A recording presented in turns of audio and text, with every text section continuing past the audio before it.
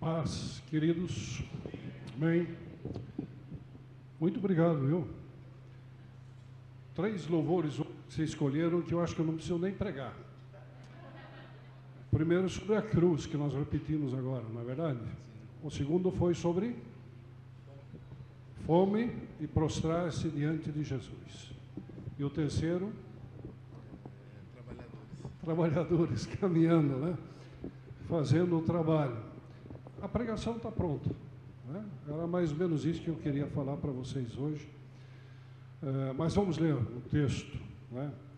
E aprofundar um pouquinho esses pensamentos. Evangelho de Mateus, capítulo 16, o verso 13 a 16, e depois o verso 24. Um texto que eu volto a ele com uma certa frequência, porque tem muito a ver com a nossa vida cristã, tem muito a ver com o nosso seguimento a Jesus Cristo. Mateus 16, 13 a 16 e o verso 24. Chegando Jesus à região de Cesareia de Filipe, perguntou aos seus discípulos: quem os homens dizem que o Filho do Homem é? Eles responderam: alguns dizem que é João Batista, outros Elias, e ainda outros Jeremias ou um dos profetas. E vocês? Perguntou ele. Quem vocês dizem que eu sou? Simão Pedro respondeu: tu és o Cristo, o Filho do Deus vivo. Verso 24, ou 21 primeiro. Desde aquele momento, Jesus começou a explicar aos seus discípulos que era necessário que ele fosse para Jerusalém e sofresse muitas coisas nas mãos dos líderes religiosos, dos chefes dos sacerdotes e dos mestres da lei, e fosse morto e ressuscitasse no terceiro dia. Agora verso 24.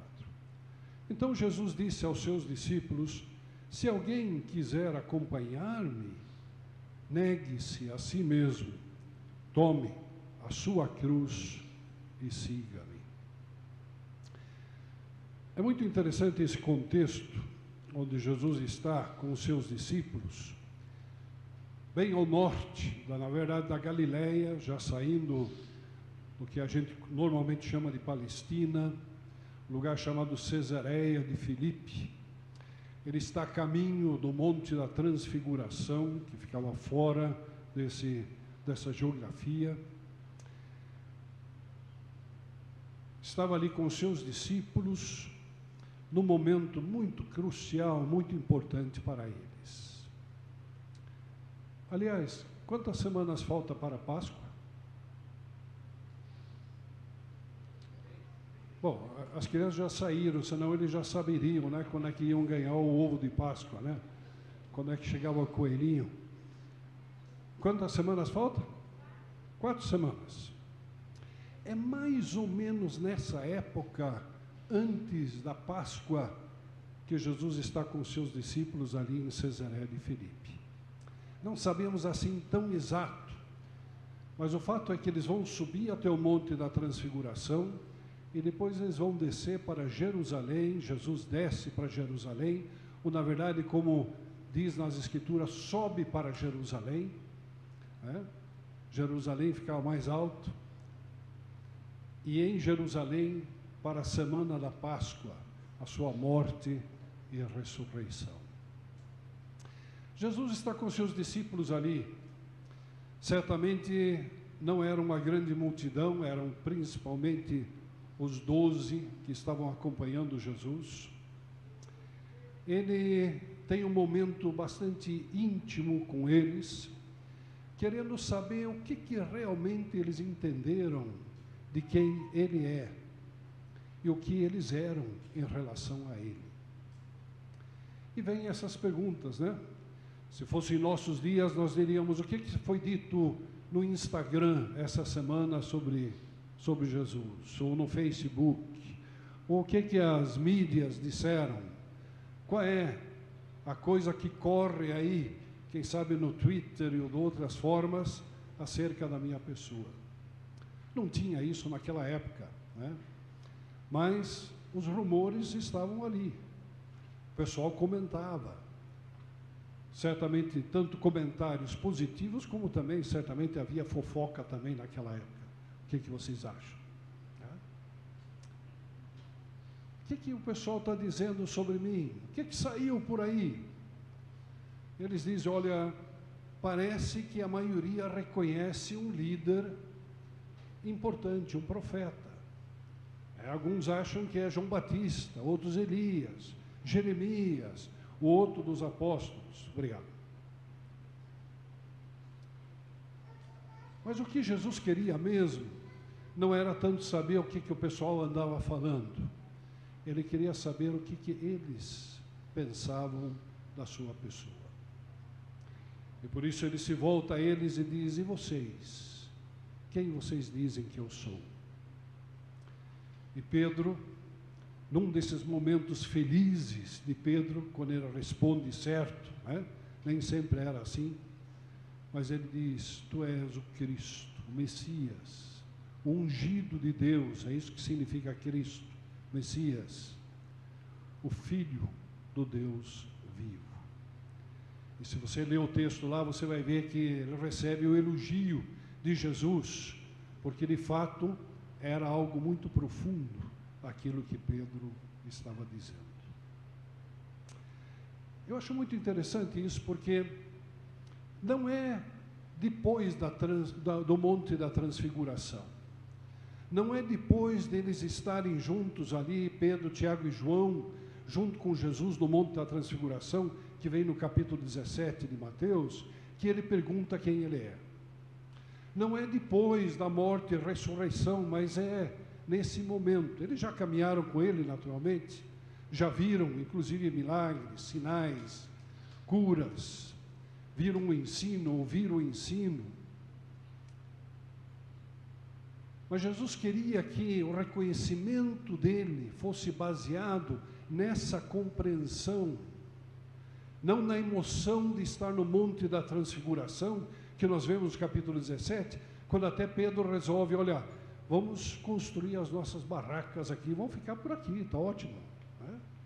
A gente constrói uma tenda, uma barraca para o Senhor também, e a gente também fica aqui. Né? Excelente lugar.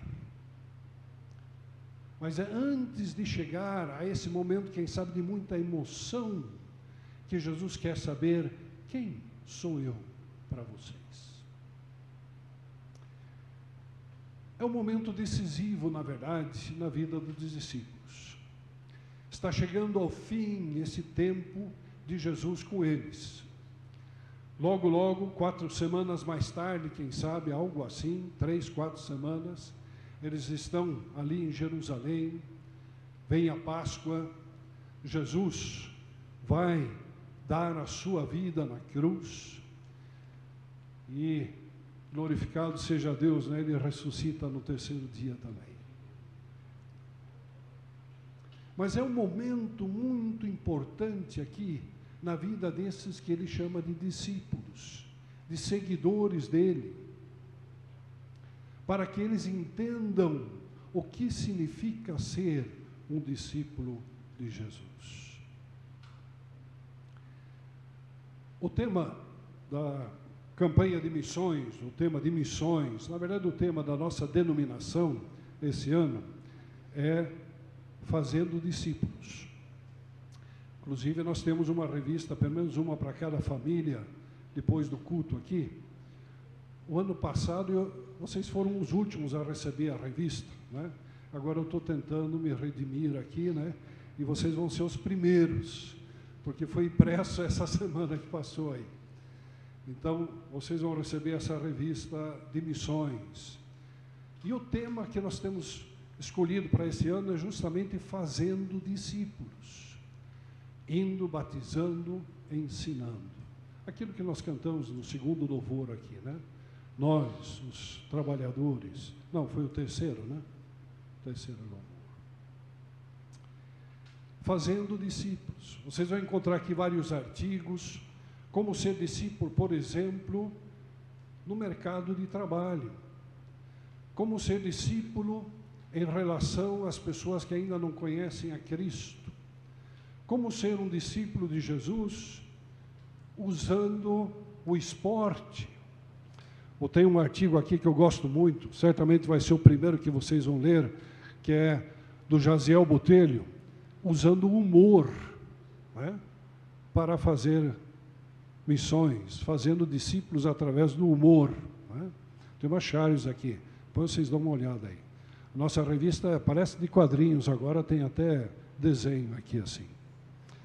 Mas a ideia é justamente essa, em todos os momentos, fazendo discípulos de diferentes formas. Temos também a área mais social, a área juvenil, na juventude e assim por diante. O que nós queremos com essa campanha esse ano, naturalmente, é avançar, continuar trabalhando, avançando e chegando em novos lugares com o Evangelho de Cristo, mas também que todos nós entendamos aquilo que os discípulos tiveram que aprender ou entender nessa ocasião e no caminhar junto com Jesus. É interessante a forma como Jesus trabalha o discipulado, não é verdade? A forma como ele está preparando os seus discípulos para dar continuidade à sua missão. E essa continuidade que nós vemos ainda em nossos dias, a Igreja de Cristo, da qual nós fazemos parte também. Ele escolhe os seus discípulos, depois de orar, buscar a Deus. Ele quer naturalmente os homens certos para as tarefas que ele tem para eles e que vão, de fato, revolucionar o mundo mais adiante, que vão sair para diferentes lugares, ir por todo o mundo, fazer discípulos. Ele trabalha com esses discípulos de várias formas, principalmente numa comunhão muito de perto com eles, caminhando com eles, ou eles caminhando com ele, passando basicamente 24 horas por dia, 7 dias por semana, durante esses basicamente 3 anos que eles andaram com Jesus. Uma convivência de perto, muito transparente, muito aberta.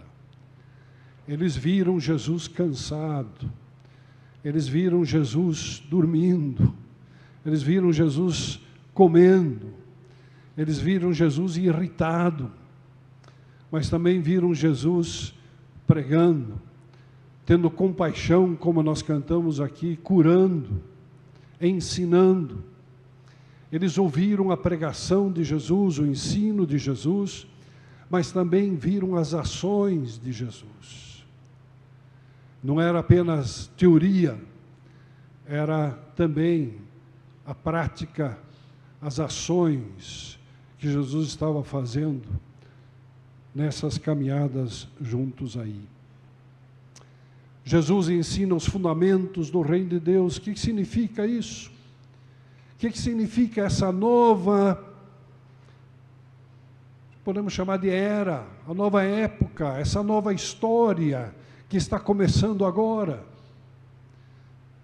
Diz que Jesus pregou o reino de Deus, o reino de Deus chegou. O que significava isso? Inclusive naqueles últimos 40 dias depois da sua ressurreição, antes da sua ascensão, diz que passou os 40 dias recapitulando acerca do reino de Deus. Ali estavam sendo preparados esses discípulos, que tinham a tarefa de fazer como Jesus. Assim como o Pai me enviou, eu envio vocês. Vocês vão dar continuidade a isso. E ali começa uma corrente de discipulado, de discípulos, que vai até os nossos dias e chega também a você e a mim. Com essa mesma tarefa que Jesus tinha dado aos seus discípulos. Ele demonstra, mas ele também coloca eles para fazer, delega, não é verdade? Ele também diz, agora vocês façam, vocês viram como eu fiz, agora vocês façam da mesma forma. E quem sabe um pouco inseguros no começo, quem sabe tendo um certo receio de não dar certo, que às vezes, quem sabe, não ficou tão bem, mas principalmente depois com a vinda do Espírito Santo, nós vemos esses discípulos corajosos, pregando, fazendo os milagres que Jesus tinha feito. A igreja avançando dessa forma. É o modelo que Jesus nos dá de fazer discípulos. Nós colocamos como tema fazendo discípulos. E o gerúndio que nós temos em português, que não tem em todas as línguas, não, ele é muito rico, né? Eu acho que Deus tem que ser brasileiro mesmo, né, para ter inventado esse gerúndio aí para nós. Nem Portugal usa muito, é mais nós aqui no Brasil mesmo. E ao invés de colocarmos a frase fazei discípulos, que é o que o texto bíblico diz, nós decidimos colocar fazendo discípulos. Indo, e aí está correto com o texto, né? Indo, batizando e ensinando. Por quê? Porque trata-se de um processo, né? É claro que tem a ordem, ir. Na verdade, o ir está no indo, está no gerúndio, mas tem a ordem de fazer discípulos. O outro texto de Marcos diz, ir e pregar o evangelho em toda a criatura. Aí é ordem, muito clara também. Mas a ideia é justamente de que estamos num processo. Esse processo, eu estou, desde que eu aceitei Jesus, aqui no Jardim Proença, nós tínhamos culto de tenda naquela época, nem sei se temos alguém daquela época, né, que nós tínhamos aqui, o missionário Nils Core era o pastor aqui da igreja. Completamos 70 anos aí, esses dias, né? Então, eu não sou da época dos 70 anos, né? Mas tínhamos lá no Jardim Proença, antes de termos a congregação, que mais tarde, né, vira a própria igreja lá, nós temos culto de tendas. E uma noite, eu tinha 7 anos de idade, um irmão chamado Oswaldo Cardoso, alguém lembra do irmão Oswaldo Cardoso? Paulo lembra, né? Os Cavalcanti lembram aí. Josias lembra também? É mais ou menos, né? O Josias é mais novo. Ele orou por mim, né? O Oswaldo já não está mais conosco, mas o filho dele é pastor lá em Natal. Vou visitá-lo mais para o fim desse ano lá. Começou uma caminhada, rapazinho, né? Uma caminhada ao longo desses anos, fazem 65 anos quase, né? Um processo. E estou pronto? Não. Acho que eu mencionei aqui já que nós perguntamos ao nosso pai, que foi pastor aqui, segundo pastor dessa igreja, ele estava para completar 98 anos. E perguntamos para ele, pai, como é que o senhor está sentindo? Sente que está pronto? Ele disse, não.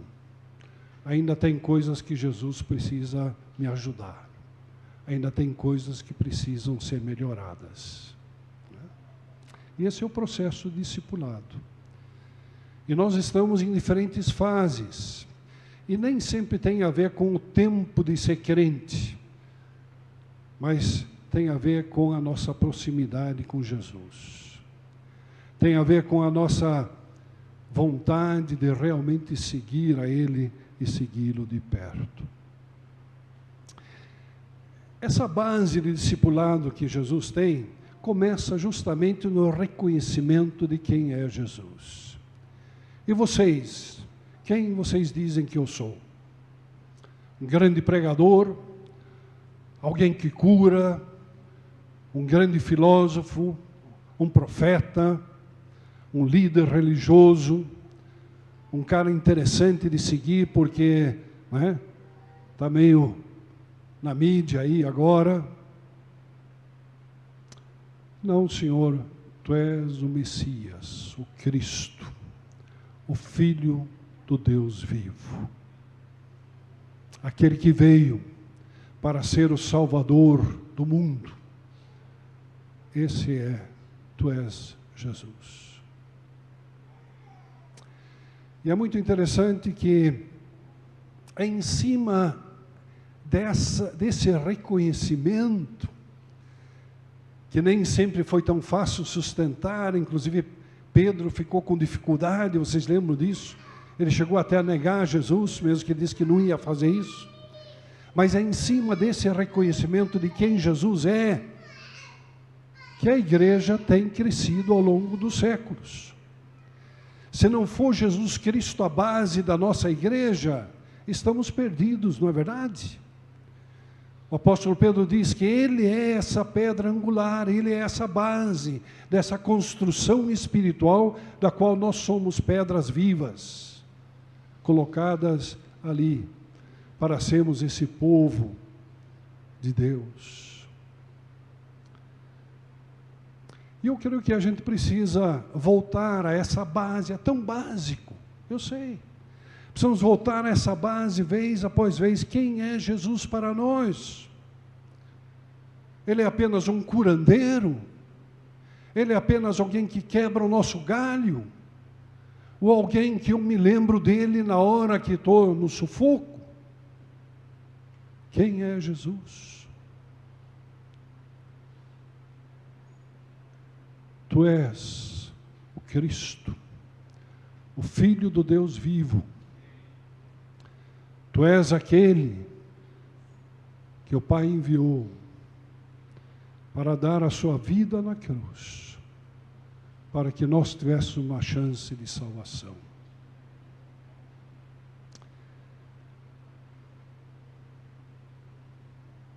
Jesus não era populista. Ele poderia ter facilitado, quem sabe, ainda mais num contexto da opressão romana, num contexto onde os líderes religiosos, na verdade, agiam de uma forma tão hipócrita, colocando pressão em cima das pessoas, onde o legalismo estava matando a fé. Jesus podia ter simplificado as coisas, mas ele diz: vocês querem seguir-me? Então negue-se a si mesmo, tome a sua cruz e venha atrás de mim. Ou como ele diz em outro lugar: se vocês querem ser meus seguidores, meus amigos, vocês seguem os meus mandamentos, vocês obedecem aquilo que eu tenho dito.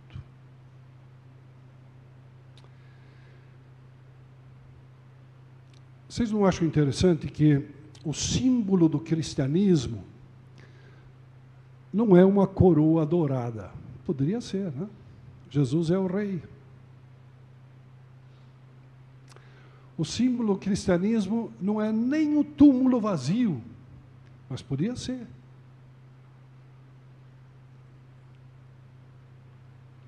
O símbolo do cristianismo podia ser alguma coisa que mostrasse força, poder, vitória, triunfo. Temos isso. Mas o símbolo da fé cristã é a cruz de Cristo. Que para alguns era vergonha, para outros era escândalo, que os judeus não queriam aceitar, porque esse não era a ideia de um Messias, que os romanos debochavam, porque mostrava fraqueza, mas a cruz de Cristo é o nosso símbolo como cristãos.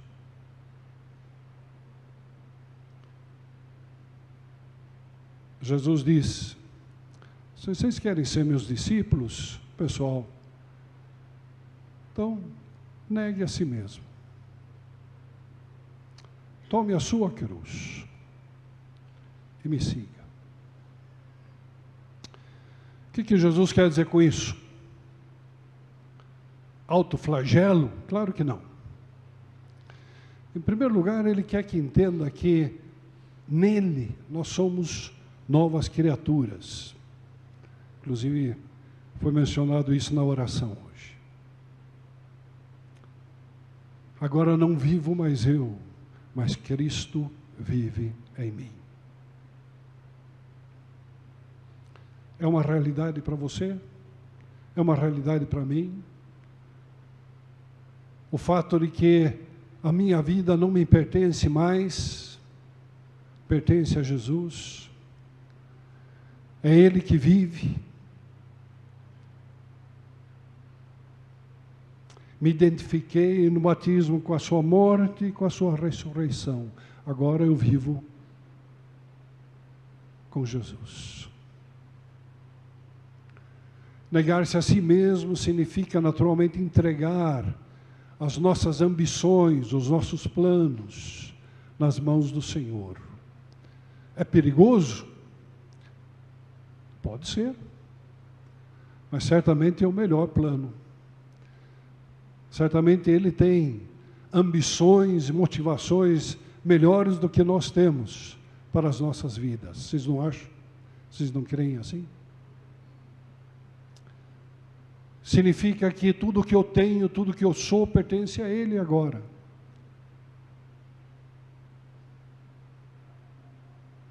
Nós temos um princípio do dízimo, acho que é um excelente princípio, inclusive para manter as nossas atividades, o nosso trabalho missionário e tudo isso. Mas, na verdade, estamos devolvendo uma pequena parte daquilo que já é dele. Pertencemos a Ele. E nós podíamos ler vários textos, principalmente do apóstolo Paulo, mas também de outros que mostram isso claramente, essa compreensão. E é isso que Jesus está dizendo aos seus discípulos: olha, pessoal, eu sei que vocês têm planos, eu sei que vocês gostariam de fazer certas coisas,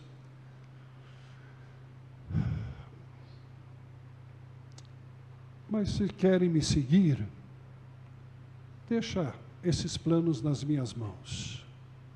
Deixa que eu tomo conta disso.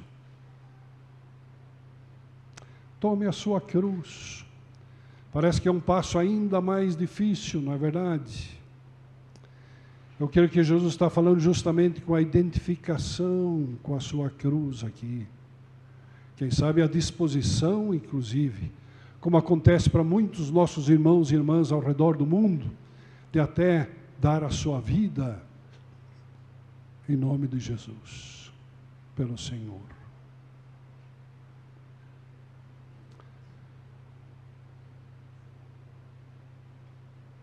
A cruz de Cristo é o elemento mais teológico e bíblico mais importante. É ali que os seus pecados, os meus pecados, são pagos. Se não for a cruz de Cristo, nós não temos garantia de perdão. A ressurreição completa isso, claro. E o apóstolo Paulo diz que se não houver a ressurreição, somos mais miseráveis, porque aí a morte venceu. E nós cantamos aqui, e é verdade, né? Que Ele venceu a morte, que Deus o ressuscitou. Mas essa obra redentora, que nós vamos lembrar daqui a pouco aqui na ceia, ela é fundamental para entendermos o que é ser um discípulo de Jesus Cristo. E quando nós participamos depois da ceia aqui, nós nos identificamos como o corpo de Cristo, através do pão, e com a morte de Jesus na cruz, através do vinho ou do suco de uva. E Jesus queria que eles entendessem isso.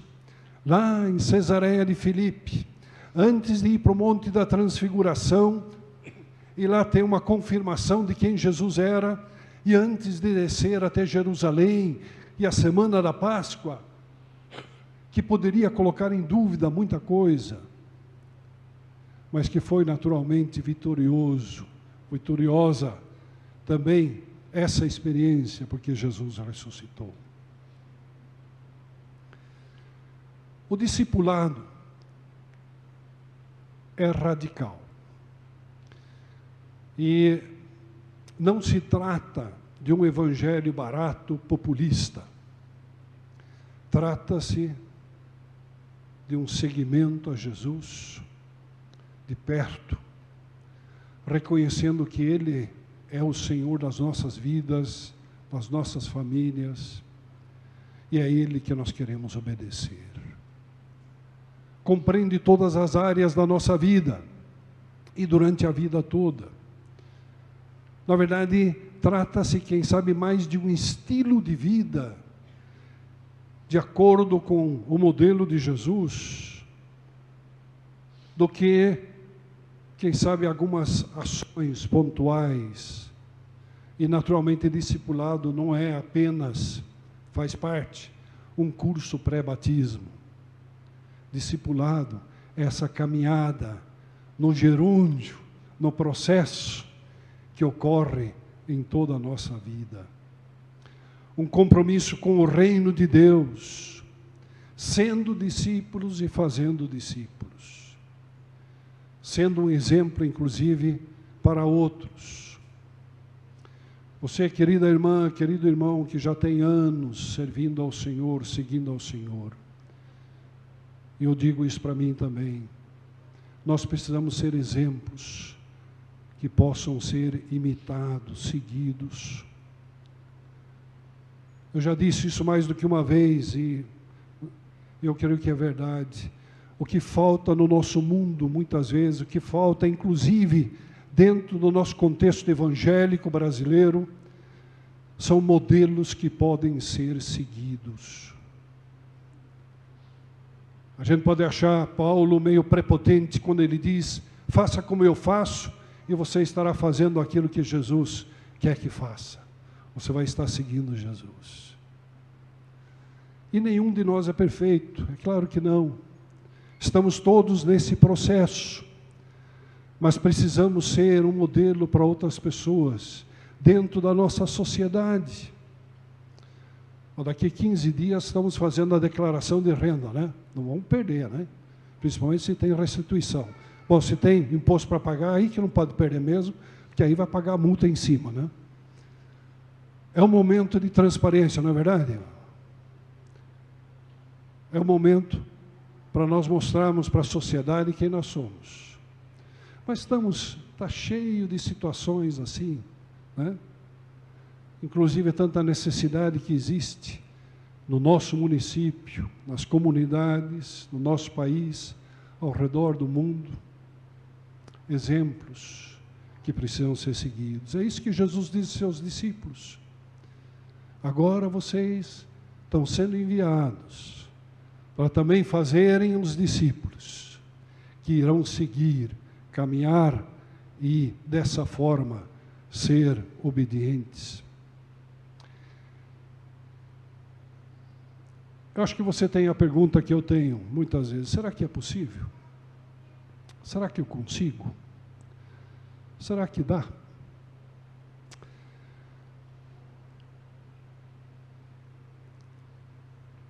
Deus, ao mesmo tempo que Ele nos desafia,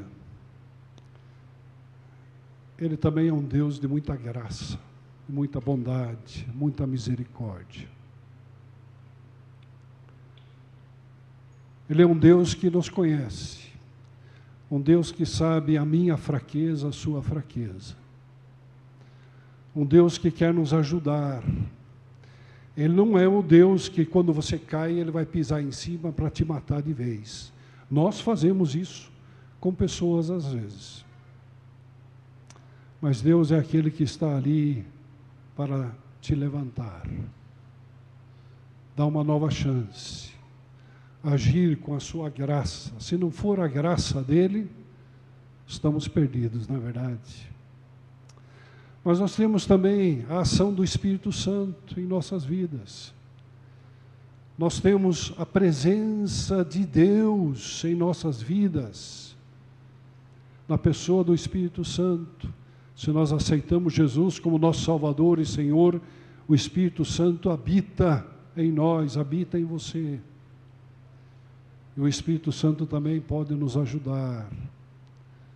Às vezes, quem sabe, ele fica um pouco decepcionado, mas vamos dar uma nova chance para ele trabalhar conosco nesse processo de ser discípulo, de santificação na nossa vida. E eu creio que, como comunhão, como igreja, nós ajudamos uns aos outros. Quantos textos nós temos, principalmente, quem sabe, pelo apóstolo Paulo, mas também João, né, falando de ajudarmos uns aos outros, de apoiarmos uns aos outros. Às vezes precisamos corrigir uns aos outros, ou, né, nos ajudar a entender a coisa. Mas como igreja do Senhor, caminhamos juntos nesse processo de discipulado. E naturalmente, a sua palavra, né, o estudo da palavra, a meditação na palavra, diária, nos alimentarmos para entendermos qual é a vontade do Senhor. Mas isso você já sabe. Fazendo discípulos. O que significa isso para você? Ser um discípulo de Jesus. O que significa para você reconhecer que Jesus é o Messias, o Cristo, o ungido de Deus, aquele que veio para te salvar, para ser o Senhor da sua vida, aquele para quem você entregou a sua vida? O que significa isso? Onde você está nesse caminhar de discípulo de Jesus? Tem áreas que você precisaria ainda colocar diante dele? Faça isso. Eu sei que a coisa não se resolve de um dia para o outro. É a experiência própria. Tem coisa que eu estou trabalhando, Deus está trabalhando comigo já há tempo. E chegar à perfeição a gente não chega, só Jesus. Mas também a gente não pode ter isso como desculpa para não tentar, né, melhorar. Você tem áreas que precisamos ajuda de Deus para fazermos aquilo que nós sabemos é a sua vontade. Você tem alguém que é o seu discipulador?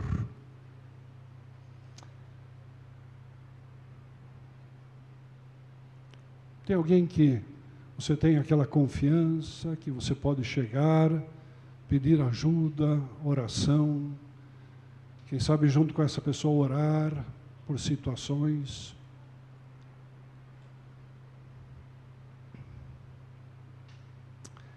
Eu tenho algumas pessoas assim na minha vida. Tem um que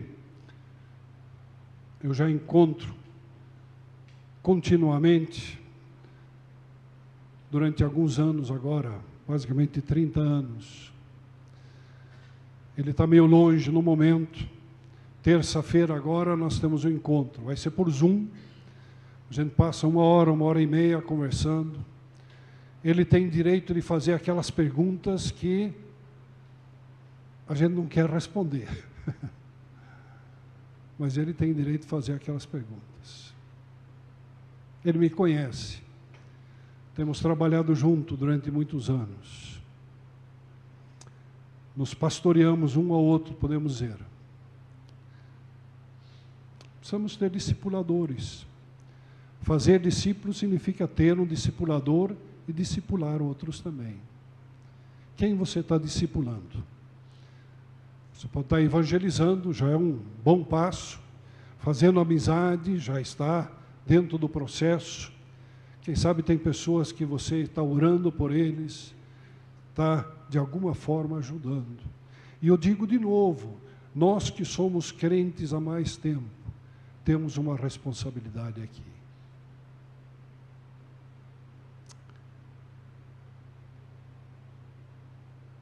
Ser um discípulo de Jesus é estar comprometido com a sua cruz. Se vocês querem, me sigam. Vai ter um momento glorioso, no momento da transfiguração. Por favor, gravem bem. Não no celular, porque eles não tinham, mas na sua mente. Depois nós vamos descer para Jerusalém. Lá a coisa vai ser um pouco mais pesada. mas eu quero que vocês me sigam, sendo meus discípulos. Te louvamos, querido Pai, porque Tu tens nos alcançado com a Tua palavra, com a Tua graça, o Teu amor, com a verdade do Evangelho, Senhor. Obrigado, ó Pai, por todos que tomaram essa decisão de Te seguir, de entregar-se a Jesus, para que Jesus seja o dono da sua vida. Eu te peço, Pai, que nos ajude a seguir caminhando contigo. Nos ajude a estarmos bem próximos de Ti, Senhor. Não nos afastando da Tua cruz, mas entendendo essa realidade tão importante para a nossa vida e assumindo também, Senhor, o nosso compromisso com o Teu reino. Queremos ser discípulos Teus, ó Pai. Queremos ter Seus seguidores.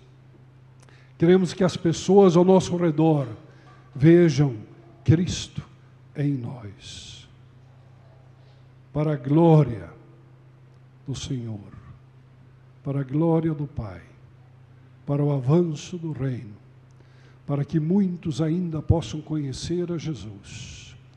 Queremos continuar sendo trabalhadores, que vão por aldeias, povoados, bairros, comunidades, cidades não alcançadas ou pouco alcançadas no Brasil, mas também fora do Brasil, Senhor, fazendo discípulos. Te louvamos, ó Pai, por esse privilégio, em nome de Jesus. Amém.